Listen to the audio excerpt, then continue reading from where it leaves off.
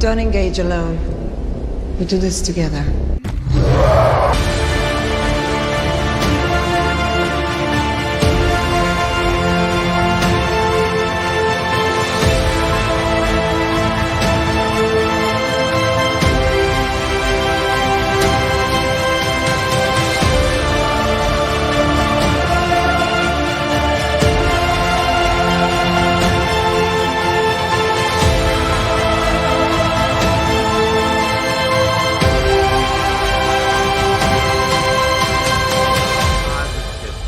Yeah, We got it! We got new it! 52 book. Somebody clip this film. Welcome to Comics League Movie Night. I'm Jared. I'm here with Taladia Plays. What's up, brother? What's up? We gotta update that intro, by the way, because I walked off yesterday. I'm just saying. Oh yeah, I may add that as another another clip for the intro. So today we are discussing. It's kind of funny. Last week we talked about a great sequel to an already great movie, and guess what? We're doing it again. We're already discussing a sequel to an already great movie. We're talking about Predator 2. And I want to start off. Yeah, what's up, Kirby Verby? Yeah, Predator 2. So I want to start off by saying that it's kind of cool. And we're going to be comparing this to the first one, obviously, for fun as well. And I really like starting off how this movie, in the same way as like the last one was in a jungle, this one's also in like the urban jungle. So it still kind of feels like a Predator movie. Hey, what's up, Tevia? I think Taladia? When I watched this film, I really liked the atmosphere that the Predator was in. Right? It wasn't in the jungle, it was in the city, right? And Los Angeles to be precise, right? Mm-hmm. And I'm just like, wow. Like the Predator's going into gang wars and taking them out. He's just killing it because the way the Predators work, if I remember my Predator lore correctly, is that they just go into an area and take out all the toughest guys. So that's why it's like he goes there because they're going in for like trophies and such. And it was kind of funny. This plot is mirrored in Batman Predators, the crossover. And you know what's funny? It made me think the Predator at the beginning. I was thinking Predator's the lethal protector of the city. So he is Venom, is what you're telling me? Yeah, so he is Venom of this. That's actually not a bad point when you think about it. But because he was taking out gangs. Just saying. Yeah, exactly. So then essentially the movie starts off. We get a Predator roar, and then it like zooms in on like Los Angeles. And what's interesting about this is that Los Angeles hasn't really changed that much from what I hear. But then essentially what this is, and this is why this movie is really good. And actually, Sal from Comic Pop actually summarizes this really well. A good Predator movie starts off as a regular other action movie. Like the last one was like a military movie. This one's like a cop movie. And then you throw a Predator in the middle of it. That's why it really works. And I'm guessing Jared did not like the sex scenes in this. I skipped them. I always skip those. I find them a distraction. You find them. I find them a distraction. But anyway, and again, I always had a pitch for a Wonder Woman Predator movie, comic book, whatever. And by the way, if you want to see that, watch last night's Comics League Dark. But in terms of Predator 2, it starts off and we established that Danny Glover's character is like he's kind of like a rogue cop. And what I mean by rogue is that he kind of plays by his own rules, sort of.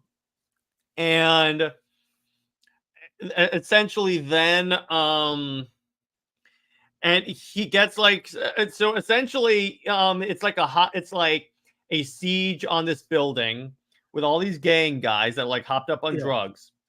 Then the Predator drops down and murders all of them in such a cool. He's like hanging skin bodies from the ceiling. But Jared, yeah, go ahead.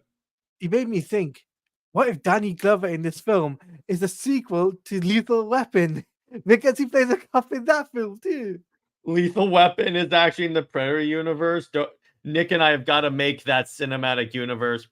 Tevia says, I was wondering why they had Danny Glover fighting a predator in this movie. Why not? That's why I was like thinking, wait. I was like, wait. Well, because here's the thing. It was actually summarized really well. The Predator has always fought what the current action hero was at the time. With Arnold, it was like a military badass. In this, it was a cop. But you get what I mean, though, Jared. It was like it make when you have a Danny Glover as a cop, it makes you think that is it part of the Lethal Weapon franchise? I wouldn't be surprised. Does that mean that Mel Gibson has to fight a predator now too, or an alien, or an alien and a predator? Maybe have him be an aliens versus predator. Speaking of which, this movie hints at aliens versus predator. We'll talk about that later. Yes, and essentially, so he gets reamed out by his superiors, and they say like. Essentially, Special Agent Peter Keyes is going to lead the investigation into the cartels. And we don't find out why until much later, because Keyes is part of a government agency that's actually hunting the predators. And they kind of carry this over into The Predator, the crappy sequel. And then we get Bill Paxton's character, who is Jerry. Yeah. He's essentially like the hotshot cop that comes in here to make a name for himself, essentially. The comedian, as I call him. Essentially, yeah. So then hard cuts to a sex scene, and I'm immediately like, I was doing stuff around the house too, so I was like, yes, sex scene, yes. So then, so it's one of the Colombian drug lords. And then he's like assaulted by a couple of the Jamaican criminals in the movie. And then they're attacked by the Predator. Yes, again. Yeah, see, that's what I like about the Predator. It starts off going one way, like this guy's going to kill this guy. And then the Predator shows up and just kills everybody. Kills the whole lot of them, except for the female, which I find funny. Well, it's because the Predator is like, the Predator won't kill you if you don't have a weapon and it doesn't perceive you as a threat. We see this later. Actually, I'll skip to this. So during the investigation into like what happened in this penthouse, one of the cops like stays behind to like investigate the crime scene, and he's killed by a Predator. So Danny Glover goes to his gravesite, and then there's also this annoying kid there that's like playing with a plastic airsoft gun, essentially. This is back in the day where you could do that without being accused of carrying a weapon in real life. Essentially, the Predator sees him and scans him, but he sees that the gun is like plastic because he like scans it and stuff, so he doesn't kill him. And this is where we get the line, "Want some candy?" Funnily enough, the actor was actually in Cheaper by the Dozen as well. Oh, really? Okay. This is in the Cheaper by the Dozen universe. There's so much crossover in this. And a little known fact, this is also a distant prequel to Aliens, because Bill Paxton's character is in this. We can bring in so much into this. Man, there's so much we could bring into this. It's unbelievable. Like, I'm not gonna let it be known, Taladia started this. I just work here. So then continuing on, let's see what else. So they're tracking the Predator. So essentially, it's a movie of them tracking the Predator throughout the city, and the formula is the Predator kills someone, Danny Glover investigates, and Peter Keyes investigates. But fun fact, I actually met one of the actors from this movie. Go on. So the little henchman of Gary Busey's character? Yes. He's played by Adam Baldwin, and I met him at a con way before Comics League. So you basically mean you met Superman? Because he played Superman in Superman Doomsday. Oh, yeah, I did. Yeah. Okay. Yeah, I met Superman. At the time, I didn't know he did that. I knew him as Dutch from Halo ODST and Jane from Firefly. So I didn't know who exactly he played in like other stuff, but I knew him from that. But yeah, I actually have his autograph up there. Actually, here. He's the bottom one. So you could say you met Superman. You could say, "Hey, I met Superman." I met a Superman. So there you go. And even though the movie's not that good, his voice acting as Superman is pretty good. And I've met Hal Jordan because he voiced Hal Jordan a bunch of times. Oh, okay, interesting. Yeah. So I'm like, oh, okay, that's fine. It's pretty cool. So I met him, and he was like, what? He's a totally really nice, down to earth guy. But anyway, So back to the movie. Yeah. So then we learn essentially the truth about what's happening. Well, first off, we get this dope train fight scene, and it's the death of Bill Paxton. But fun fact, Paxton is the actor who's been killed by an alien, a predator, and a Terminator. Because remember, he was in Terminator. And he was also Jeff. I think he was in Thunderbirds as well. So was he? Yes, he was the father in Thunderbirds. Yes, so that was a good movie. I did enjoy that movie. I mean, have to review that someday on Comics League. Yeah, I'm definitely gonna do that as a movie night next time. Thunderbirds are go. So then, so he gets killed on the train. Unfortunately, the thing about this movie that I really like is that except for Danny Glover, no one is safe. So it really makes you think. Don't get too attached to these characters, and it emulates the first movie in that way. And it really works to this movie's advantage because in a horror movie, if you know that this group of characters can't die, it takes away the stakes. That's why Aliens was so good because they established almost immediately that like, no, everyone can die in this. Yeah, everyone can die in this. Yeah, definitely. So Danny Glover tracks the predator, and then they fight. So essentially, Busey, Keyes' team tracks the predator to this meatpacking plant because the way it works is that the predator shows up every couple of days in the meatpacking plant to like eat because apparently he likes beef. So what they do is they booby trap it. First, they spray it with like radioactive dust, and what that does is it sticks to his skin, so he can't use his cloaking device. And then they wear suits that basically mask their body heat because that's what the predators like see, even without their mask. Which I think that's actually kind of cool. So they go in, and of course the predator probably figures it out and then starts killing everyone. And it's very much reminiscent to a lot. I don't know if you noticed this, and it's actually really good that we covered Aliens before this. Yeah, it reminds me of the scene when all the Marines go into the little reactor and get picked off one by one by the aliens. Yeah, it reminds you of that, definitely. It's really cool.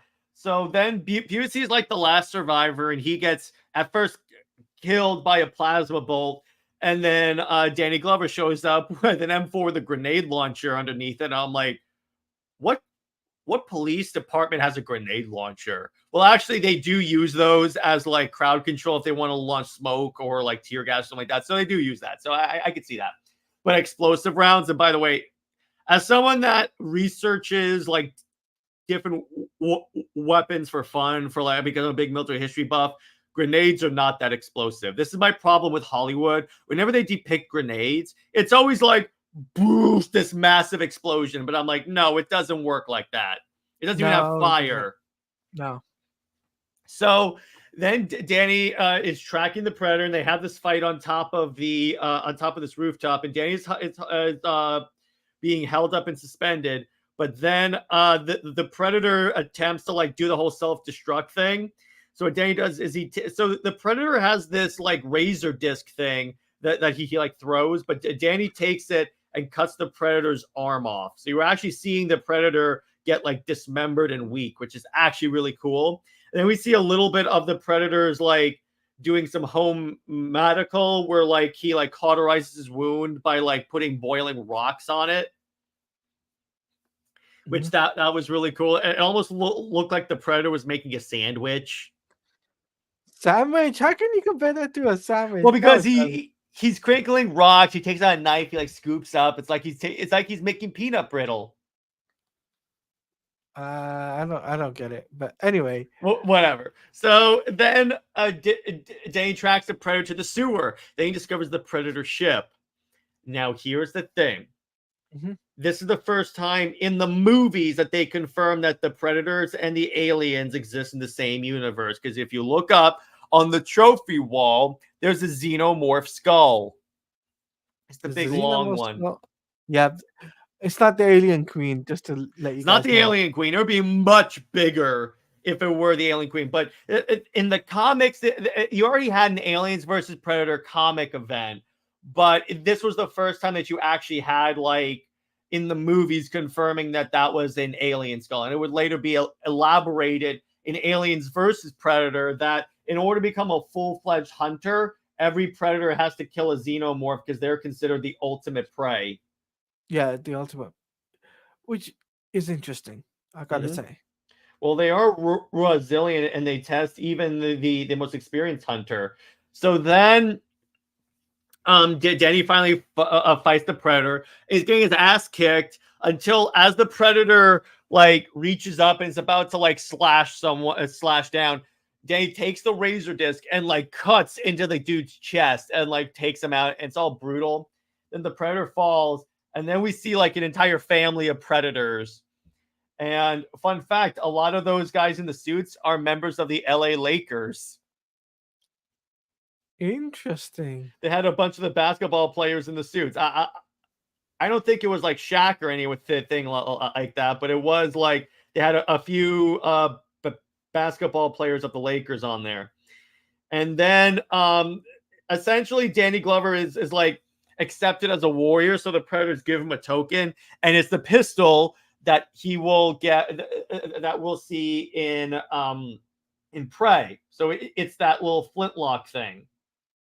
Okay, but I think what's also interesting about this film is that the fact that Danny Glover's character is like he's having he went from a cop, cop having a good day to having a cop having a really bad day at the office, taking Yeah, a a really bad day. I half expected him to say, "I'm getting too old for this." That would have been a little on the nose, but it would have been hilarious if he said that. he didn't swear in it. He didn't swear in it, so No, he did because he goes, "You are one ugly mother," and then it like, I remember him saying "mother effer" at one point in the movie. But all in all, I really enjoyed this movie as a yeah. sequel to Predator, and as even works as a standalone movie because the only reference they make to the first movie is when Danny is being briefed by Busey, and Busey says this thing hunted a special ops team in the jungle. In South America, sorry, Central America. Yeah, and what's actually kind of cool, so it's established that what happens is these things only hunt in like very tropical conditions. And in the movie, they established that Los Angeles was going through a heat wave. So it's like the predators have been watching Earth for long enough to understand the weather patterns and stuff. So they're like, okay, show up this time because we're more tropical hunters. A fact that Aliens versus Predator would ignore, much to my chagrin. But so Claudia, tell me your general thoughts on Predator 2, your like favorite scenes. Go ahead. Okay, so my general thoughts, I really enjoyed it. I really liked Danny Glover's character in this. It was like from him being like, normal dude, a normal cop dude, doing his duty to becoming a really bad. Can I say ass? I can Yeah, say ass. of course, a badass is allowed.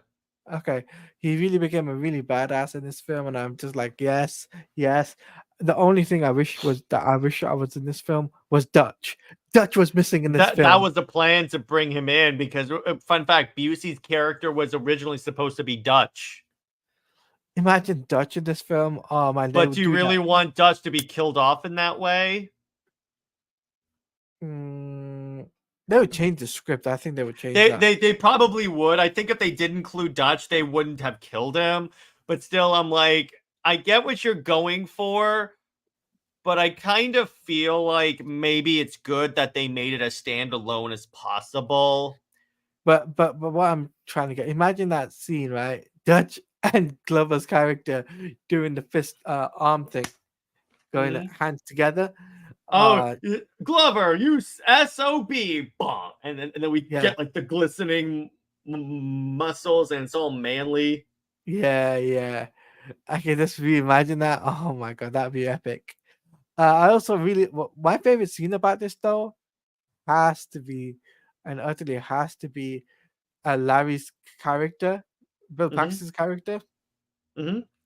with him going, "Hey, hey," telling to the other cop, "I'm this, I'm that," and talking about, "Oh, I did this at the other precinct or whatever," and then he get his nuts hit him with the girl hits him with the nuts. I also love where apparently everything that goes into being a cop is his specialty. He's like, surveillance is my specialty. Women are my specialty. And I'm like, okay, wow, you have a lot of specialties, brother. Too much of a specialty. Yeah, so my general thoughts are I like this as a sequel, but also as a standalone. You could just watch this, but I did like how this really expands on the lore of the Predators. Because Yeah, again, definitely. you get it, particularly when they're on the ship, you see like they're hunters and they've hunted all these various aliens and stuff. So I really like that. I also really liked let's see what else. I also really liked all the action scenes in this. I liked the Predator speaking and going, mother effer. I have to I'm Limited. censoring myself, but you get what he said there. Yeah, I get what you're saying. Don't worry. I like where before he kills Bill Paxton, he goes, "Want some candy?" That kid was really annoying. I actually fast forwarded through a lot of that because I'm like, no, I get it. But the cool part is in this movie we actually got to hear a Predator speak. Like when the main Predator gives Danny Glover the pistol, he goes, "Take it." And that was really cool. Again, it basically shows that they're like honorable creatures, and that's the whole thing about why they never killed like any women or anyone that's not like a threat.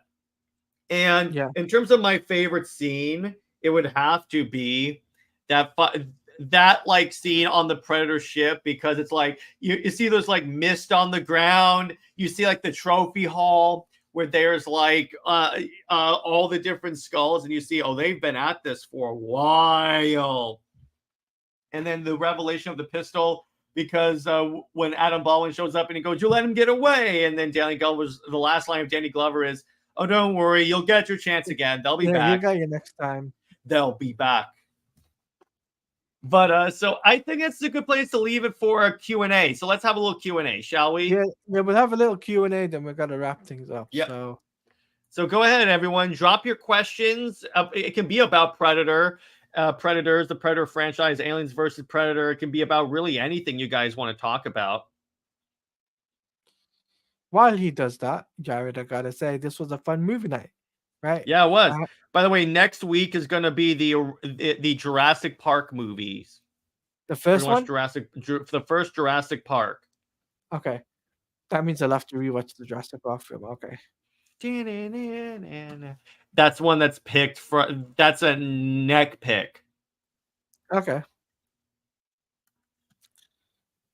Jurassic Park. It's John Williams score. Yes, exactly. There you go. So what else have you guys been watching, been reading? Let's go. Let's see. What else do you guys think? I got a question. Yeah, what's up? Why they used the original score for Predator in this film? Yeah. Why do you think it was very impactful in this film? Well, because the thing about the Predator score is that, first off, it's very jungle themed, which works for the Predator because they hunt in the jungle. But the other thing that it really does is it adds first off, it adds continuity. Even before the Predator logo comes on screen, you're watching a Predator movie. So it really gets you all hyped up for what you're about to watch. Right, yeah. What do you think? And by the way, guys, drop your questions. We can answer them. I thought that the impactful on this, it felt weird. We're not in the jungle. We're in the city now. I was just like thinking an urban jungle, if you will. But it feels weird. It feels odd, but I think they made it work in that it's still technically a jungle, and the Predator can still stalk people. Yeah, definitely. So I gotta ask you, right? What did you think of Danny Glover's performance? I liked him in this. I haven't seen like a lot of Danny Glover movies, but this one being one of the only ones I think is actually really good, and I really like him in this. Was this his launching point into Lethal Weapon? Just out of curiosity, Let me check. or Let me was check. Lethal Weapon was already started? I think. Hang on. Let me see. Lethal Weapon. Let me see that. So Lethal Weapon came out in 1987, and Predator 2 came out in 1990. So yeah, this it's probably Lethal Weapon is what made him like a big star, and they got him for Predator 2. Yeah, I think so. But guys, if you got any questions, feel free. Don't make me always ask the questions, guys. Come on, I know there's a bunch of you watching this. Ask me some questions. Let's go. Because me and Jerry just kind of see her twiddling our thumbs, Give me a question. Let's go. Any question you guys could ever want. It doesn't have to be about Predator.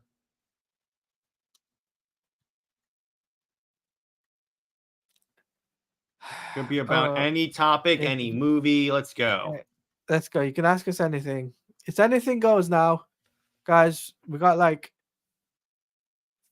I don't know, 20 minutes, 30 minutes. In the meantime, how about this? How about we talk about another topic as well? So there were some leaks about, well, not really leaks. It was like Scott Snyder went on a podcast to talk about the Absolute Universe. Yeah. And here's some things that's actually really, at least interesting, is that, so he was talking about all the other Absolute books, and here's the problem with what he said. So he brought up, he was talking about the other like universe, the other books in addition to Absolute Batman, because he is one of the spokespeople for the Absolute Universe. That's fine. But so he brought up something about like Wonder Woman having a lasso of pain. But then it turns out that like Kelly Thompson took to write it and said, I don't know where the lasso of pain came from, but there is no lasso of pain in Absolute Wonder Woman. So it's called the lasso of truth still. It's still the lasso of truth. It's still the lasso of truth. Okay. Which I'm like, it's my thing is with this is that DC needs to actually like confirm it. Well, no, not really confirm it, but DC really needs to get their marketing in line, because here's the thing. You could have like an occasion where like, so, and Talati and I know this from our years of covering WB, they don't have good marketing. And this is just making it worse. And it's the idea that you don't have your story straight. At the very least, what they should do, instead of having one guy give like what the other books are going to be like, you should have Kelly Thompson, Jason Aaron, Al Ewing going on podcasts and talking about what the different books are, or how these characters are going to be different. Mm-hmm. That's what you should be doing, instead of having one guy talk about it, because then you don't have these scenarios where like everyone's being confused. Yeah, but it is what it is. Scott Snyder messed up. That's on him. But here's the thing. Again, he can't afford to mess up because, again, like I said before, it's looking like this is like one of the last, like, what's the word? It's one of the last, like, pushes for DC. In other words, this could be their last stand, kind of like with the pre-New 52. And you're messing it up in this way. I get that you're trying to hype us up for it, dude. And you know what? More power to you. Except when you do it, when you give inaccurate information, that kind of undermines the potential of the other books to do really well. Yeah. And it's sad because I want it to be successful, because I love the idea of an absolute DC universe. Well, I'm excited for the Absolute Superman because it's different. Me too. It's not like I'm like not excited for it. I think it's going to be really fun. I just think, yeah, go ahead. For me, the Absolute Universe, why I like the Absolute Superman is because it's not the childish Superman we've had before. It's telling a fresh story. It's gonna have a fresh origin. It's not gonna be the same old boring thing. And as Robert said yesterday, you know, Tevye, we answered that question already. Wait, So if the wait. I want to ask you this. Wait, if I'm wondering, do you think Marvel's Ultimate Universe is better? We did not answer this, actually. We did not answer this. So I'm going to go with this. So I'm going to answer. So he says, do you think the Marvel's Ultimate Universe is better than the main DC? Okay, that's actually a really good question.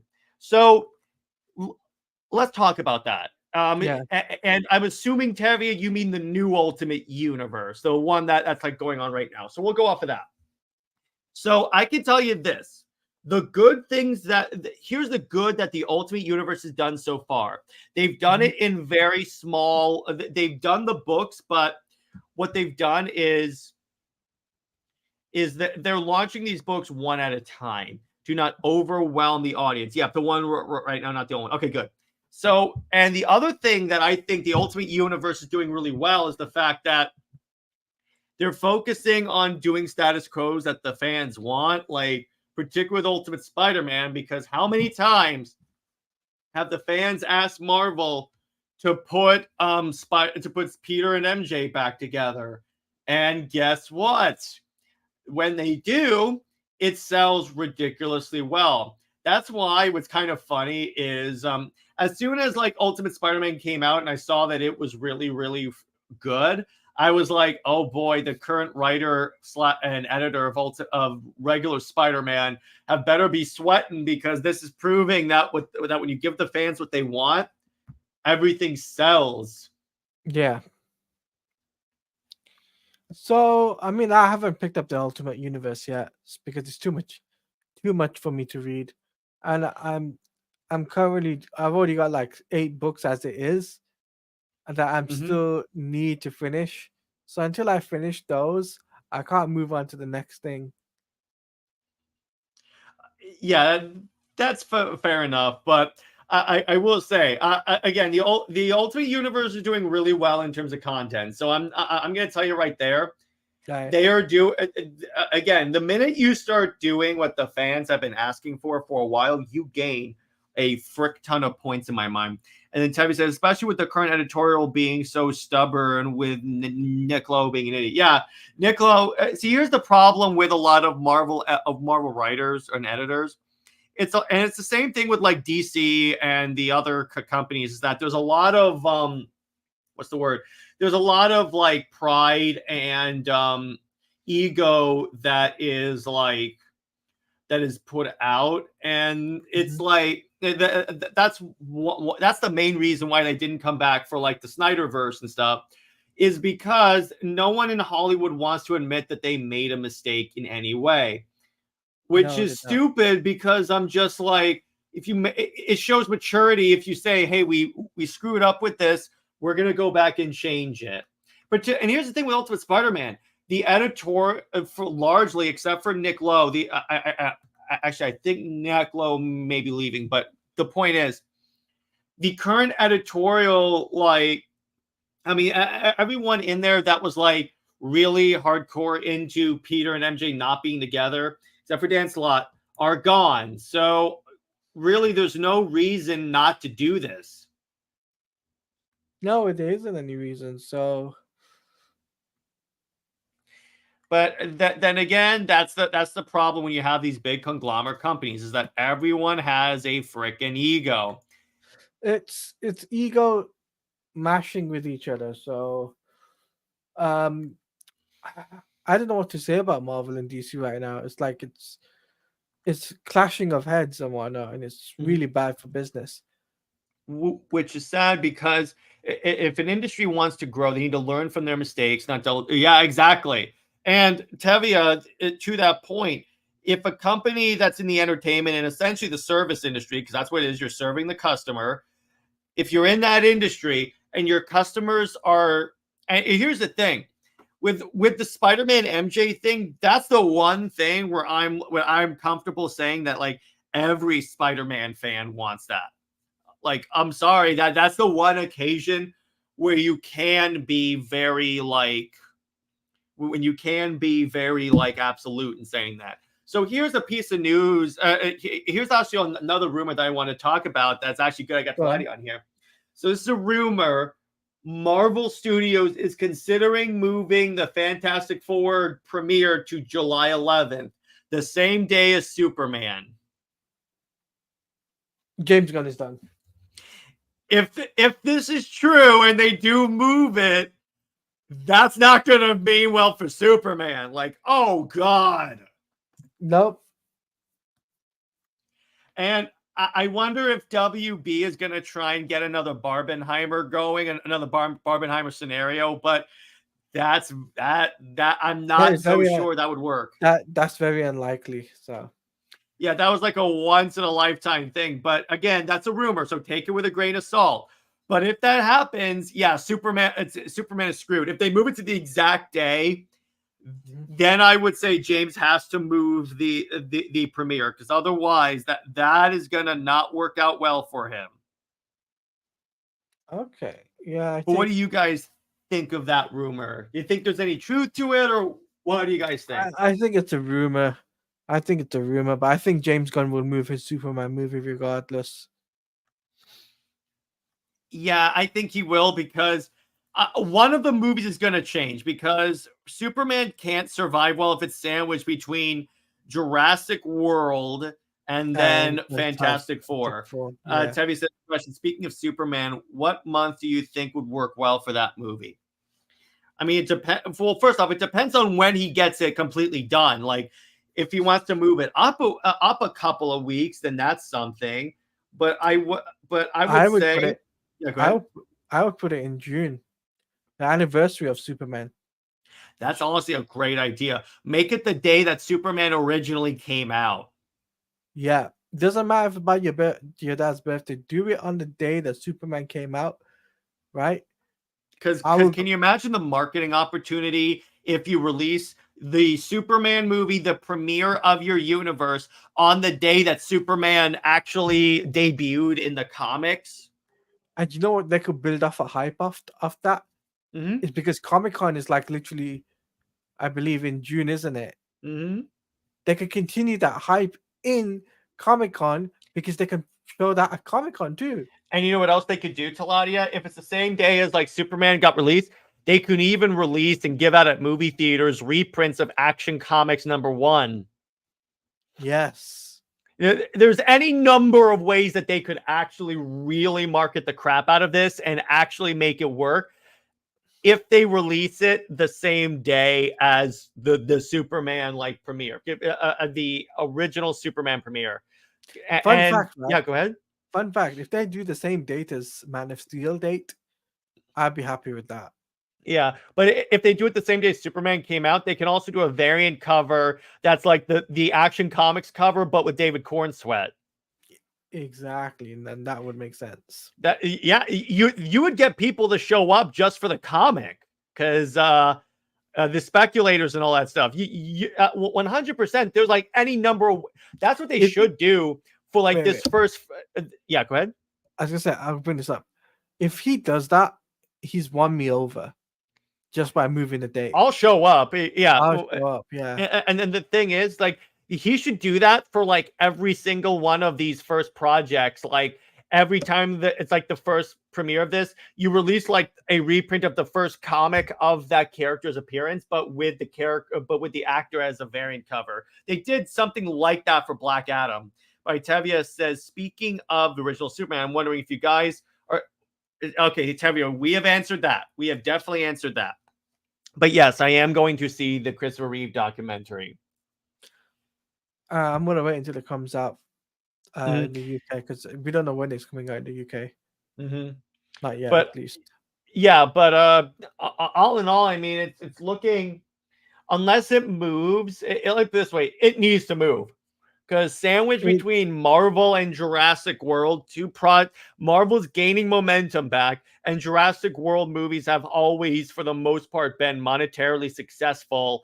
Yeah, that's not gonna bode well for Superman, particularly if it's because again, like Taladia and I and Nick and everyone else has said on the show, a lot is riding on this movie being successful, because it's not successful, it's not going to sell well. I'm sorry, that's just the way it's going to work. Anyway, Yeah, the entire universe is not going to last if this movie doesn't do well. Question: speaking of movies, if you guys are going to go see Transformers 1 this coming week, I probably will. Probably will, because I'm a big Transformers fan. I'll have to wait and see, because my scheduling is pretty jam packed the next few days for me. Mm-hmm. And then on top of that, I've just done an MMA International stream, so obviously I've got to organize that up for the next month stream. Mm-hmm. So, but anyway. So yeah, I think that's a good place to leave it for this week. It's a little bit of a shorter one, but there's not really that much that we can talk about next. So, Taladia, where can one find you, and what have you got coming out on your channel? So thanks for doing this movie night, Jared. Thanks for allowing me to do this, firstly. And secondly, if you want to check me out, it's at Taladia Plays on YouTube.